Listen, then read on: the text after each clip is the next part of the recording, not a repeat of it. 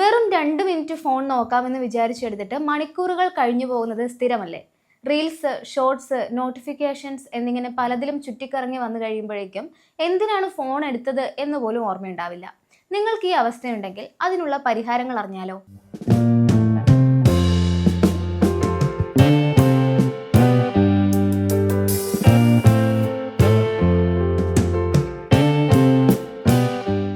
ജനഹിതം 24/7 എല്ലാവർക്കും സ്വാഗതം. ബോറടി ഇല്ലാതെ തന്നെ സ്ക്രീൻ ടൈം എങ്ങനെ കുറയ്ക്കാമെന്നാണ് ഇന്ന് നമ്മൾ നോക്കാൻ പോകുന്നത്. നിങ്ങളുടെ ഫോൺ നിങ്ങളുടെ സമയത്തെയും ശ്രദ്ധയെയും മാനസികാവസ്ഥയെ പോലും നിയന്ത്രിക്കുന്നുണ്ടെന്ന് തോന്നുന്നുണ്ടെങ്കിൽ തീർച്ചയായിട്ടും ഈ വീഡിയോ നിങ്ങൾക്കുള്ളതാണ്. ഫോൺ ഡീറ്റോക്സ് റെയിലി ഡൊട്ടീനാണ് ഇന്ന് പറയാൻ പോകുന്നത്. മിക്ക ആളുകളും ഫോൺ കയ്യിലില്ലാത്തപ്പോഴുള്ള ശൂന്യതയാണ് ഭയക്കുന്നത്. സൈലൻസ്, തോട്ട്സ്, ലോൺലിനെസ് എന്നിവയൊക്കെ ഒഴിവാക്കാനാണ് നമ്മൾ ഫോൺ ഉപയോഗിക്കുന്നത്. ഒരു ചെറിയ ഇടവേള കിട്ടിയാൽ പോലും നമ്മുടെ കൈ അറിയാതെ ഫോണിലേക്ക് പോകും. ക്യൂ നിൽക്കുമ്പോൾ, യാത്ര ചെയ്യുമ്പോൾ, എന്തിന് ജോലി തിരക്കിനിടയിൽ പോലും ഫോൺ ഉപയോഗിക്കുന്നവരാണ് കൂടുതലും. ഫോൺ ഉപയോഗിക്കാത്ത സമയത്ത് എന്റർടൈൻമെന്റിന് വേണ്ടി എന്ത് ചെയ്യുമെന്ന് അറിയാത്തതാണ് പലരുടെയും പ്രശ്നം. അതുകൊണ്ടാണ് മിക്ക ഫോൺ ഡീറ്റോക്സ് ശ്രമങ്ങളും പരാജയപ്പെടുന്നത്. ആദ്യം നിങ്ങളുടെ ഒറിജിനൽ സ്ക്രീൻ ടൈം അറിയുക എന്നതാണ് ചെയ്യേണ്ടത്. മിക്ക ഡിജിറ്റൽ ഫോണുകളിലും ഡിജിറ്റൽ വെൽബീയിങ് അല്ലെങ്കിൽ സ്ക്രീൻ ടൈം എന്നൊരു ഭാഗം സെറ്റിംഗ്സിലുണ്ടാകും. ഒരു ദിവസം നിങ്ങൾ എത്ര മണിക്കൂർ ഫോൺ ഉപയോഗിക്കുന്നു, ഏറ്റവും കൂടുതൽ സമയമെടുക്കുന്ന 3 ആപ്പുകൾ ഏതൊക്കെയാണ്, ദിവസത്തിൽ ഏത് സമയത്താണ് നിങ്ങളുടെ ഉപയോഗം ഏറ്റവും കൂടുതൽ എന്നതൊക്കെ കാണാൻ സാധിക്കും. സാധാരണയായി സോഷ്യൽ മീഡിയ, വീഡിയോ, ഗെയിംസ് എന്നിവയൊക്കെ ആയിരിക്കും മുൻപന്തിയിലുണ്ടാവുക.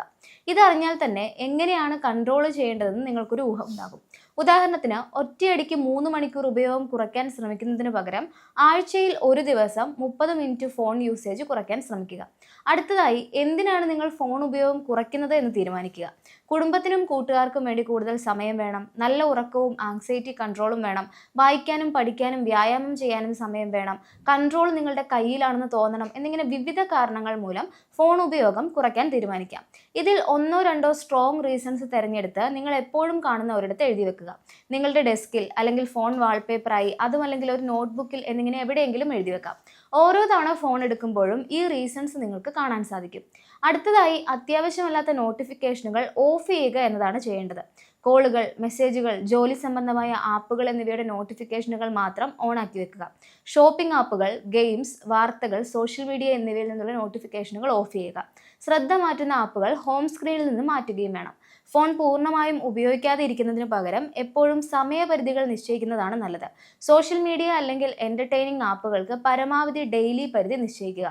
ഉദാഹരണത്തിന്, ആകെ 1 മണിക്കൂർ ഈ ആപ്പുകൾ ഉപയോഗിക്കുമെന്ന് തീരുമാനിക്കുക. ഇതിനെ 2-3 ചെറിയ സെഷനുകളായി മാറ്റുക. ഉച്ചയ്ക്ക് 20 മിനിറ്റ്, രാത്രി 40 മിനിറ്റ് എന്നിങ്ങനെ കണക്കാക്കുക. ഇതിനായി ടൈമറുകൾ വെക്കാവുന്നതാണ്. ഇനിയാണ് ഏറ്റവും പ്രധാനമായി ചെയ്യേണ്ട കാര്യം. നിങ്ങൾ ഫോൺ ഒഴിവാക്കുകയും പകരം ഒന്നും ചെയ്യാനില്ലാതെ ബോറടിച്ചിരിക്കുകയും ചെയ്താൽ വീണ്ടും പതിയെ പഴയ രീതിയിലേക്ക് തന്നെ പോകാനാണ് സാധ്യത. പുസ്തകം അല്ലെങ്കിൽ മാസിക വായിക്കുക, ഇടയ്ക്ക് നടക്കാൻ പോവുക, ചെറുതായി സ്ട്രെച്ച് ചെയ്യുക അല്ലെങ്കിൽ ലളിതമായി വ്യായാമങ്ങൾ ചെയ്യുക, നിങ്ങളുടെ തോട്ട്സ് എഴുതുക അല്ലെങ്കിൽ ജേർണലിംഗ് ചെയ്യുക, എന്തെങ്കിലും ഒരു കഴിവ് പഠിക്കുക, കുടുംബാംഗങ്ങളോടോ സുഹൃത്തുക്കളോടോ സംസാരിക്കുക എന്നിങ്ങനെയുള്ള കാര്യങ്ങൾക്ക് വേണ്ടി ഈ സമയം ഉപയോഗിക്കാവുന്നതാണ്. ചുരുക്കി പറഞ്ഞാൽ, കൃത്യമായി പ്ലാൻ ചെയ്താൽ ഫോൺ ഉപയോഗിക്കുന്ന അത്രയും സമയം കൂടി നിങ്ങൾക്ക് ജീവിതം മെച്ചപ്പെടുത്താനായി ഉപയോഗിക്കാം. പെട്ടെന്ന് മാറ്റം കൊണ്ടുവരികയല്ല, മറിച്ച് പതിയെ പതിയെ ഉപയോഗം കുറയ്ക്കുകയും മറ്റു കാര്യങ്ങളിലേക്ക് ശ്രദ്ധ കേന്ദ്രീകരിക്കുകയുമാണ് വേണ്ടത്. ഇതുവഴി മണിക്കൂറുകളാണ് നിങ്ങൾക്ക് തിരികെ ലഭിക്കാൻ പോകുന്നത്.